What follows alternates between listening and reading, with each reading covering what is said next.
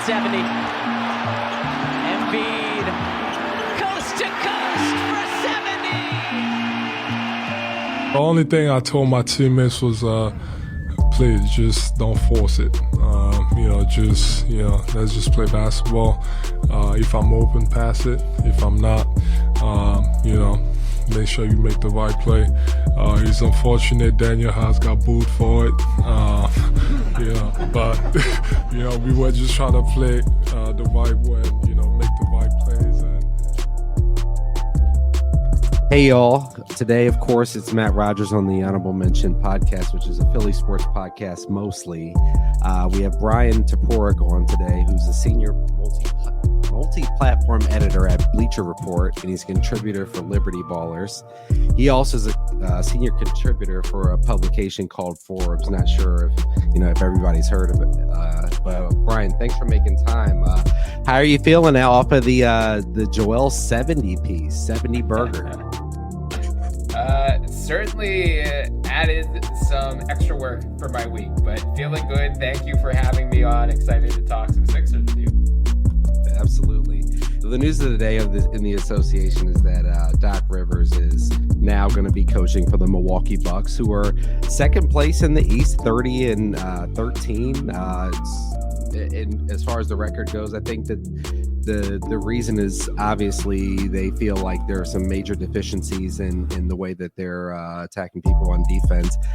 I never saw Damian Lillard as really being a guy who is really pressing the action in that way. But I mean, what do you think is that what they're bringing Doc Rivers in for? And do you think that that's what they're going to get?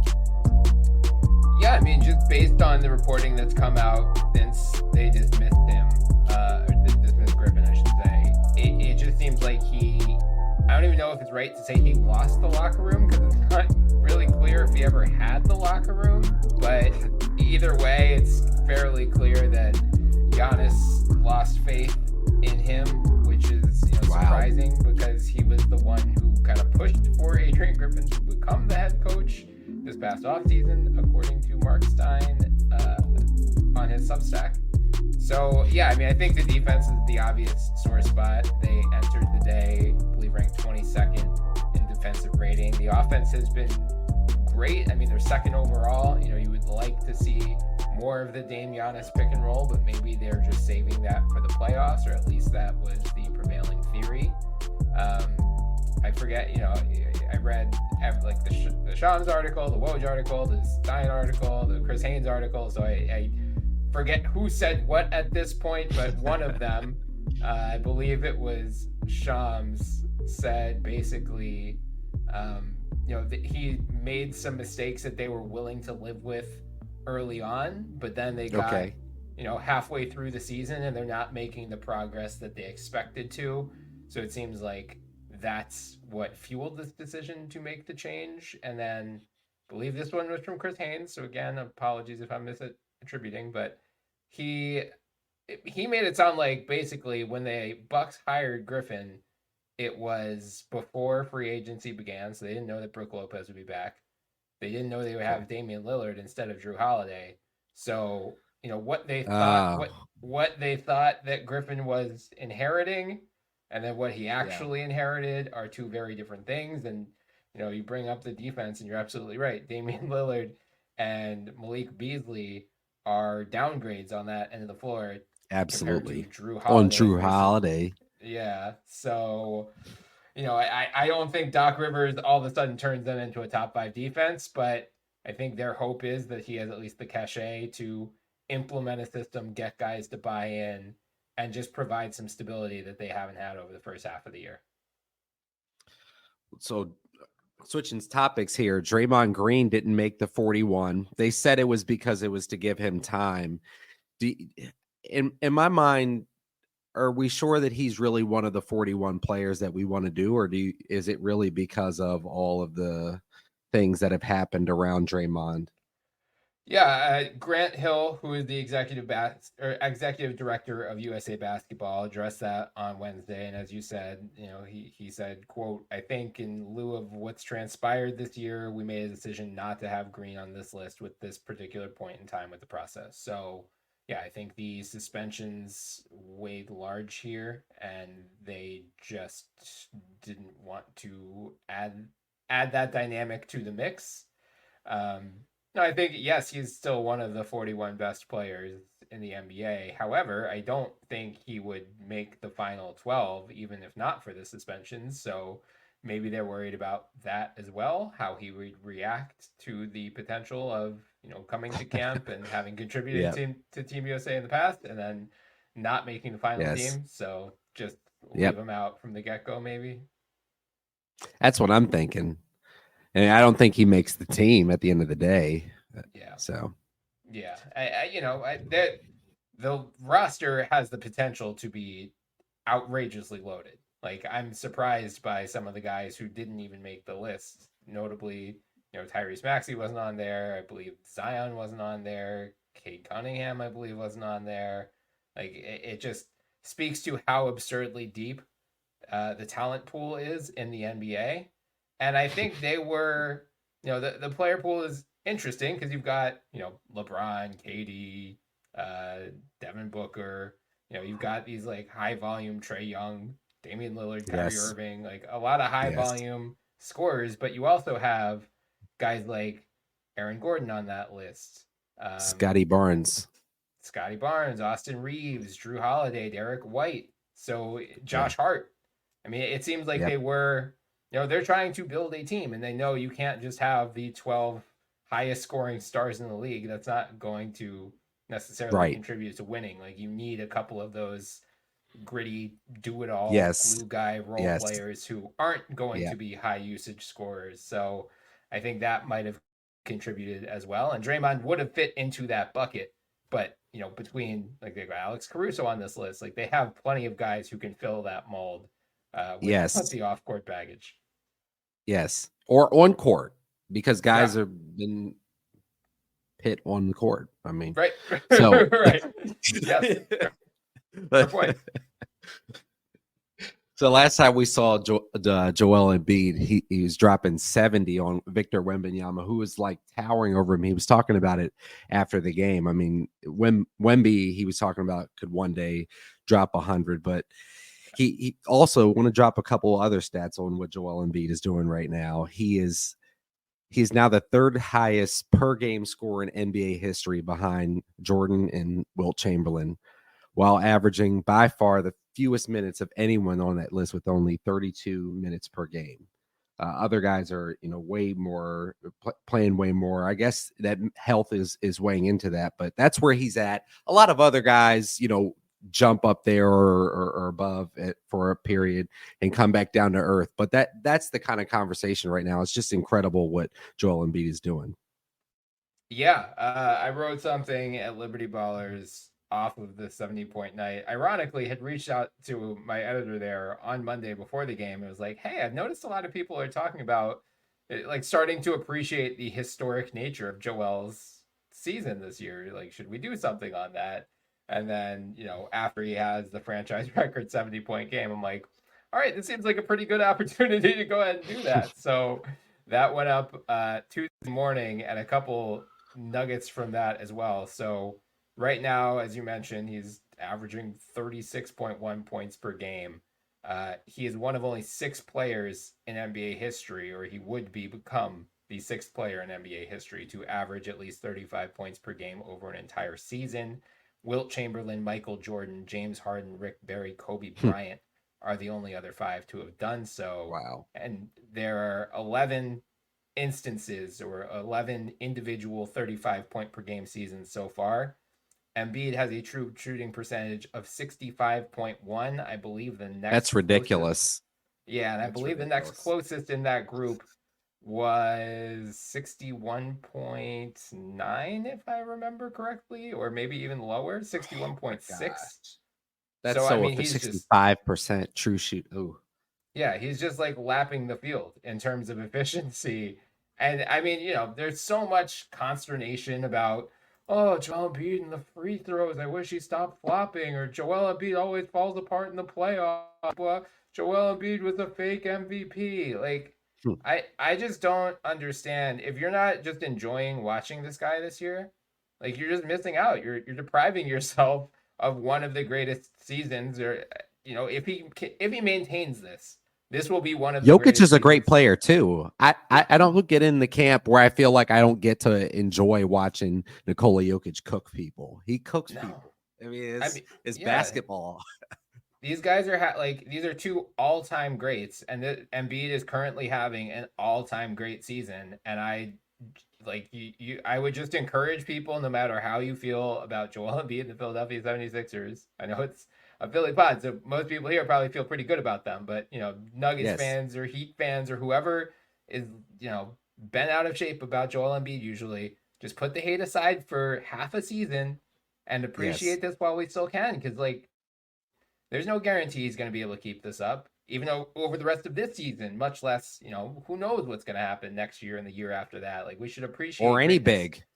Yeah, right. So I mean, To drop 36 a game, that's incredible in this day and age when the league is moving away from that. He's shooting 53.7% from 16 feet to the 3-point line. Like, he's basically turned into Chris Paul. Like, he's got the Chris Paul mid-range game, but he's a foot taller.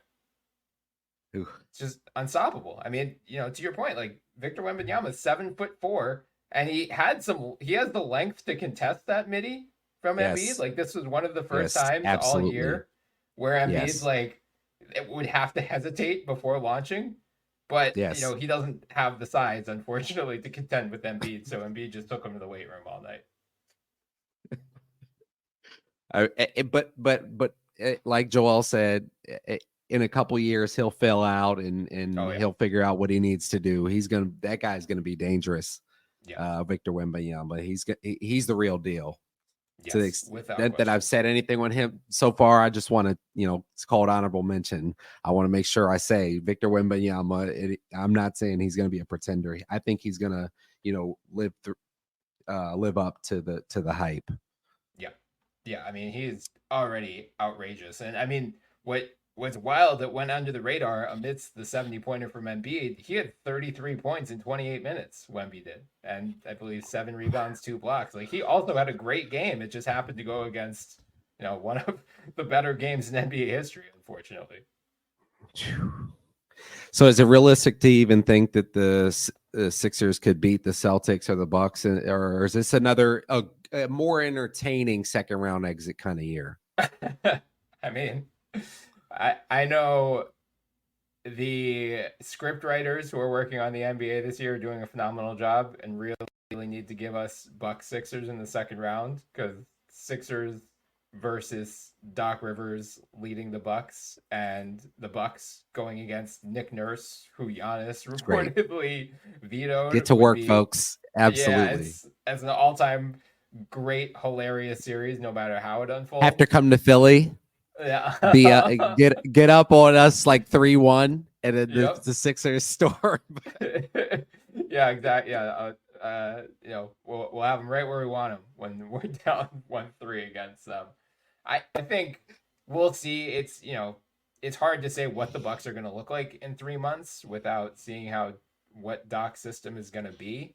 But Doc has his own lengthy history of playoff failures, and his inability and or refusal to adjust throughout a series has been an issue for him, especially going against a coach like Nick Nurse, who has proved very innovative over the years and implemented a much more movement heavy scheme in Philly this year. I think as much credit as Joel Embiid and Tyrese Maxey deserve for executing it, I think Nurse has been a big factor in why the Sixers have been as fun and as good as they have been this season.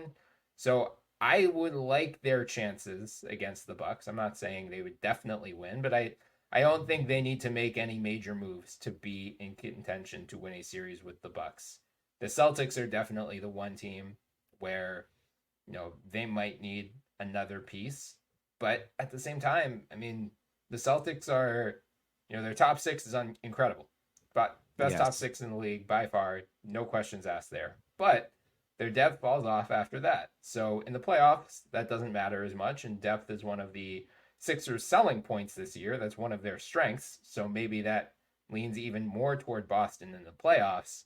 But the thing that would at least give me some hope in that series is, one, if not all 6 of those guys are healthy in Boston, now you're starting to lean on the Sam Hausers and the Peyton Pritchards of the world more than you probably would want to in the playoffs.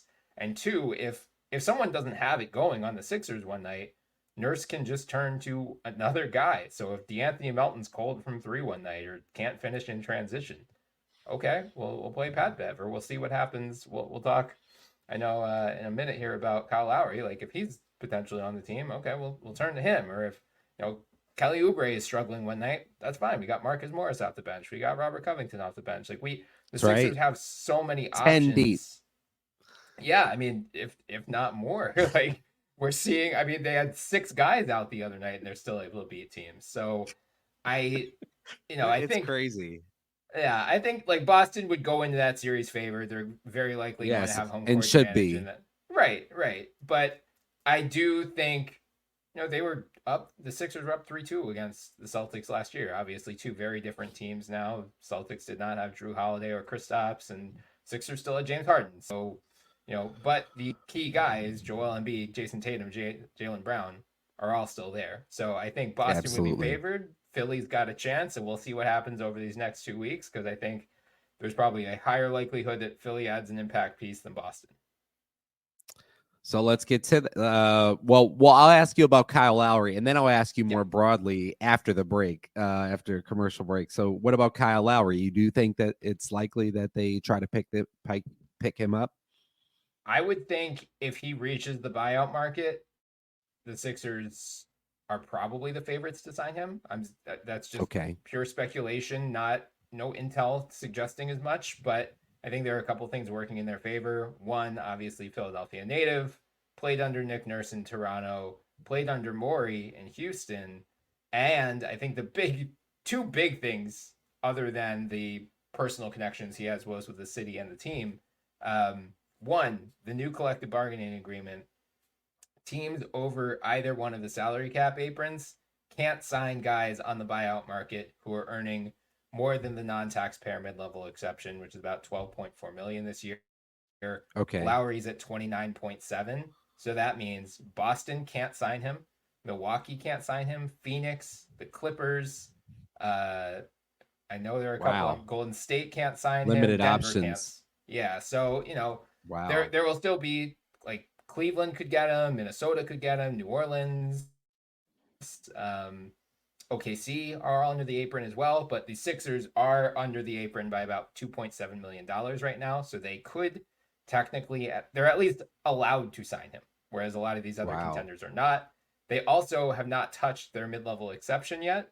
So they have to stay on the apron to sign him, but they could use whatever portion of the, wherever they end up after the trade deadline, use the rest of that money to sign Kyle Lowry instead of, a lot of these other contenders might only have a minimum deal to hand out. So, like, not only are the Sixers allowed to sign better him, for him. Right. Yes. They have more money to offer, and they have all of the appeal of come play with the reigning MVP, come back home, et cetera, et cetera. So, and a guy he got a ring with, right? Right. Exactly. So, I think there's a lot of things working in their favor. And, again, maybe he decides to go elsewhere, or another team can offer him a more consistent rotation role, and maybe he's okay with that. But I would hope he's looking at Marcus Morris right now, who came back to Philly and revived his career, and maybe this could be his opportunity to do that as well. It seemed like it meant a lot to Marcus Morris to get the key to the city, that moment to him. So I don't think he was faking that.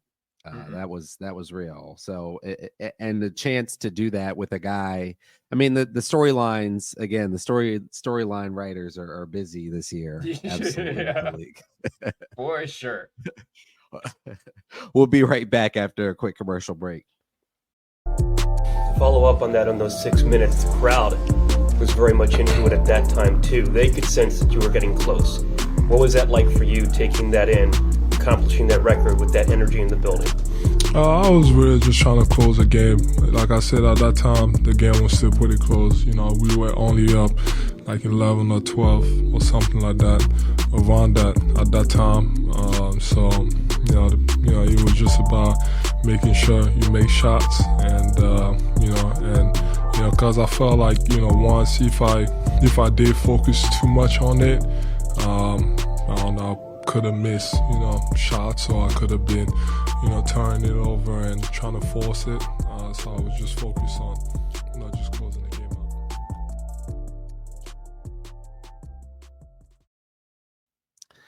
All right, we're right back. Bryan, we were talking about the Sixers and their options for the mid-season here, or the back half of the season, with the trade deadline coming up in a few days. The Sixers have built a well-rounded team. Do you think that and a consistent team that leaves them with, after this season, a lot of flexibility to pick up people, a lot of cap? Do you think that they try to go and splurge and kind of fill in this team to actually try to go contend for a conference championship, or do they more so stand pat and maybe pick up just like a Kyle or Lowry kind of guy? Yeah, it's a good question. I mean, it's something that Sixers Twitter's been debating for at least the last month or two, and we'll continue debating vigorously over the next 2 weeks. I think it depends on what other teams' asking prices are more than anything else. Because right now we're at the stage of the trade deadline where every team wants 1 to 2 first rounders for every player that is available. So, there were reports that the Brooklyn Nets want the equivalent of 2 first rounders for Dorian Finney-Smith. And I love Dorian Finney-Smith. I think he'd be an awesome fit here. No. I don't think he's worth 2 first round picks. And I don't think the Sixers can only trade 3 first round picks right now. Not doing that. They can trade their own, or the whatever pick they get from, I think it's Clippers, Houston, OKC in 2026. They have the Clippers unprotected 2028 pick, which I think is going to have a lot of value in terms of a trade asset, and then they can trade their own 2029 pick. On the night of the draft, they get access to 2 more. They could trade their 2024, and they could trade their 2031 as well.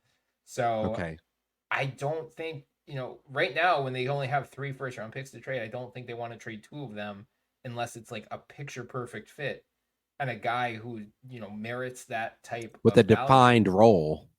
Yeah, exactly. Like, what is Dorian Finney-Smith's role on this team? How many minutes is he just going to slide right into? How do we do that? Yeah. How does that mesh? Yeah. I don't know. It's more of a question mark than anything. I mean, I think he would play. I think he'd be in the rotation. I think he would vault over like a Marcus Morris potentially. But, again, are you spending 2 first round picks to get a nominal upgrade over Marcus Morris? Probably not. Like, you want a bigger name in there if you're going to pay that type of a price. I know, like, Kyle Kuzma is another example. The Wizards want 2 first round picks for him, and they want better value picks than what the Raptors just got for Siakam. So if they say, we'll give you Kyle Kuzma for Marcus Morris, but you got to give us the 28 Clippers pick, I don't think I do it. What about Kuzma? What about Kuzma for Oubre and 1 first round pick? Yeah, I mean, they'd have to, Covington would have to go in there as well for a salary match or something like that. If it's not the 2028 Clippers pick, I'm at least willing to entertain it. Like, if the 26 pick that they get from Clippers, Houston, OKC, like, that's very likely to be in the late 20s. It's probably going to be OKC's pick. It's the worst of those 3, so it'll probably be OKC's, and it'll probably be in the late 20s. So I don't think that pick should have a ton of value. So if that's all it takes, sure, because Kuzma is on a good contract, signed for the next 3 seasons at a very reasonable price. I believe the contract actually descends every year, which would be a valuable asset for Philly to have. But yeah, I mean, otherwise, I think, frankly, this is a weird trade deadline in that most of the big names have already moved. OG Anunoby's off the market. Pascal Siakam's off the market. Zach LaVine's out there, who I know we can touch on, and DeJounte Murray as well. But other than that, it seems like you basically are going to have to focus more on these, potential solid to low end starters or high end bench players rather than, we're going to get our 3rd superstar. What do you think about Zach LaVine? So I just had something go up today, at Liberty Ballers about just in general the difficulties of building around 3 max players under this new CBA. I think unless the guy is a perfect fit skill set wise next to Embiid or Maxey, I would not do it, just for the reason of I think it's going to be really hard to sustain a championship caliber supporting cast around those 3. And we'll see what the price falls to. Like if it dropped low enough, potentially, but I would force their hand to try it. Maybe. I honestly don't know. Like I think the Sixers probably have a couple guys in mind who may or may not even be available right now, and they might be comfortable kind of waiting this out because, as you mentioned, like they have a ton of flexibility this offseason. Absolutely. It feels wrong to say like don't make a move by the trade deadline because we just talked about Joel Embiid's having a historic season. You can't waste this. But the one thing I think would be an even bigger mistake is Joel Embiid's having this historic season, so we need to push all of our chips in, even if it isn't the right long-term fit. I think they have to nail this next move more than any move yet, because this probably determines how long they can keep the Embiid Maxey core together. It's blooming very well. Yeah, the way Maxey is playing. Yeah, without question there. DeJounte Murray, you brought him up earlier. Mm-hmm. Yeah, another guy. What are his options? Atlanta wants 2 first-round picks for him. Again, it comes down to which first-round picks they would be willing to take for him. I'd be reluctant to move that 28 Clippers pick because I know Kawhi just signed an extension, but his extension only lasts until 27, and they get the pick the year after. So, there's a chance that pick turns out to be pretty valuable. I like the idea conceptually. I know some people are just totally out on him. I think he does fit what they're looking for in two-way guy, secondary playmaker. I know there's been some Sixers fans who are concerned like, oh, well, he doesn't work with Trae Young. Then why is he going to work next to Tyrese Maxey? And I hear that, but at the same time, Tyrese Maxey is a much, much better off-ball player than Trae Young. There's much more of a push-pull between DeJounte and Trae than I think there would be with Maxey, who is just a lethal off-the-ball cutter and catch-and-shoot option. But at the same time, I can also understand the reluctance of taking the ball out of Maxey's hands at all. So yes, absolutely. Just let him cook. I don't feel like I think I'm more enticed by Kyle Kuzma, a guy who could be like the sixth man and really lead that second unit and really be the scoring leader, fill it up, have a Kyle Kuzma 27 piece. Yeah. Or a guy who could play in a small 5 lineup in the playoffs or something like that. The Sixers also don't have a single forward under contract beyond this season. So that's where I would focus my attention on too. Is it would make me nervous to commit all of your resources to guards and center and have, you can re-sign some of the guys on the current roster, but if they leave, how are you filling out that forward depth chart? Because that, more than anything, that's usually where teams have to spend most of their resources. Bojan Bogdanovic, he's been playing very well this season. Yeah, I mean, again, if it comes down to asking price, definitely wouldn't move the 28 Clippers pick for him. Would probably move the 26 one. Because the appealing thing about Bojan, one, great shooter, and would add even more spacing around. Fits anywhere. Yeah, so that's good from an on-court perspective. Then also his contract, $20 million this year, $19 million next year, but only $2 million of that is guaranteed. So, if it just is a total bust, Sixers could just waive him, eat $2 million, and then he doesn't affect the cap space potential that they have this offseason. I mean, he barely does. So, that would at least give them some flexibility to continue tweaking their roster in the offseason if they needed to. Bruce Brown is probably going to be looking to make some money here, though. Yeah. Sounds like I forget who. I think Kyle Newbeck and Paul Hudrick of Philly. Kyle Newbeck of Philly Sports and Paul Hudrick, I believe, also did this of Liberty Ballers. Kind of batted down the Sixers' interest in Bruce Brown. Sounds like the Raptors' asking price is probably higher than they're comfortable paying. Absolutely. Yeah, Absolutely. shocking. A Masai team is trying to extort.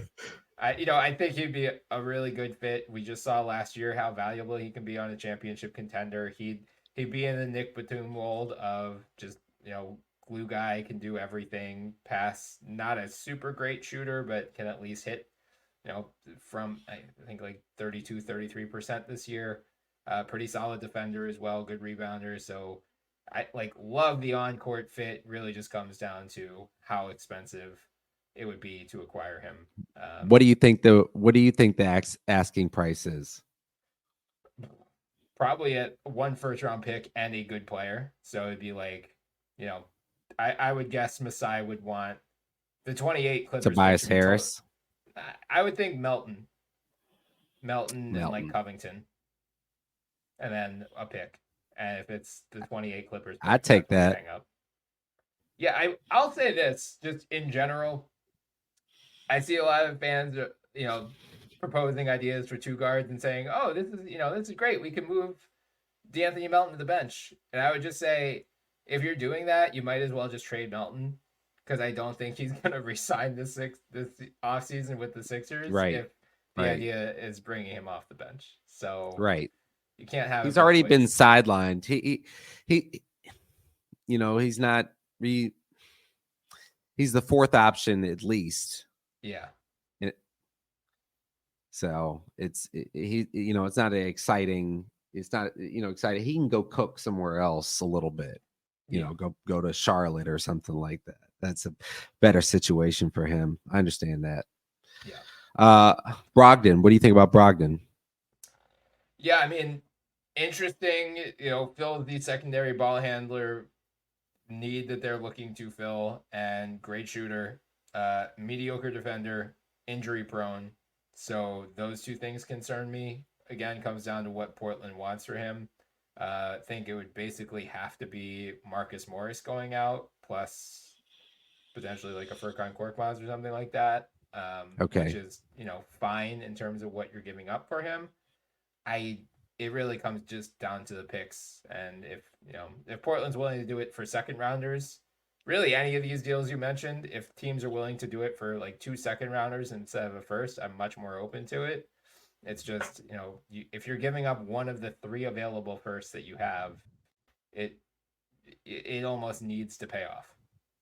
Yes. Because then you force yourself to need to make a move in the summer, then, because you don't really have the other assets to leverage in the summer. Yeah, so. Exactly. What about Nikola Vucevic as a backup big? Oh no, I guess, or a true center. Completely out. Completely out. No, they should not. Paul Reed is about the most I would want to spend on a backup center. Yeah, that's just I think a bad allocation of resources, and spending. we'll see it with Minnesota this summer. They're spending more than $100 million on centers, and it's ridiculous. Have to give there, yeah. So I do not want to be in. If the Bulls decide to move Vooch and the Sixers could get in as the 3rd team somehow, sure, I'm much more open to that. But zero interest in Vooch coming back to Philly. Somebody else taking the money. Yeah, sure, that's fine. If Marcus Morris is going to go out and, maybe you get one of the Bogdanoviches in somehow, cool, great. But yeah, not swinging a deal for Vooch. That is a hard no. Bryan, what can we look forward to from you in the coming days? I guess ahead of the trade deadline. What are you most looking forward to? Oh God, who knows at this point? So I've put out a lot on Liberty Ballers this week. If you want to read more about the Lowry buyout situation, I have something up there. I have something on Embiid's the 70 piece on Monday, and then just kind of the context for what he is doing. And then I had something go live earlier today just on the general theory of whether the Sixers should get a third star or a third max player or not. I'm pretty firmly in the no 3 max camp. No, absolutely. Yeah, I agree. I think, if you could, if I could name the one guy that I would go all in on the trade deadline for, or I don't even think he's going to be available, or at least we haven't heard anything as of now. But Mikal Bridges would be that guy for me. I think skill set wise, he fits perfectly next to Embiid and Maxey, and he's locked up on a very cheap contract for the next 2.5 years. So you don't have these second apron concerns that you would if you bring in a Zach LaVine or something like that. Even like Lauri Markkanen is another one I've seen thrown out there. He'd be awesome. I would Lauri love Markkanen is awesome. I think, Danny Ainge is going to set a ridiculous price for him. I think it would take all 3 first-round picks to get him. And the problem with Markkanen is he's only signed through 24-25. So, I think Utah's plan, assuming he stays there, is they're going to renegotiate his contract this offseason, and then they will sign him to an extension off of that, which the Sixers could also do if they have cap space this summer. So that would be an option, but that just brings us right back into the 3 max dilemma. So I'm probably a little cooler on Markkanen than most. Markkanen's going to be a max guy. He's going to be maybe not a full max, but I think he'll be a near max. I think it's going to be similar to what the Kings just did with Sabonis this past offseason. I could make more of a case that Sabonis is one of those superstars than. Yeah, I'm not sure. I'm not sure about him as a max player. Yeah, that's the problem, right? Like, he's either going to be a free agent in 2025 and you're going to have to re-sign him to a big contract, clearly probably double what he's earning now, or you have to, renegotiate him this summer. And yeah, maybe he takes 5 years, $175 million instead of a full max. But either way, I think he's going to be very expensive moving forward. And, I think you're running into the 3 max or near max problem if you acquire him. And it could happen as early as this summer, whereas Mikal, you're not going to run into that. I believe he's signed through 25-26.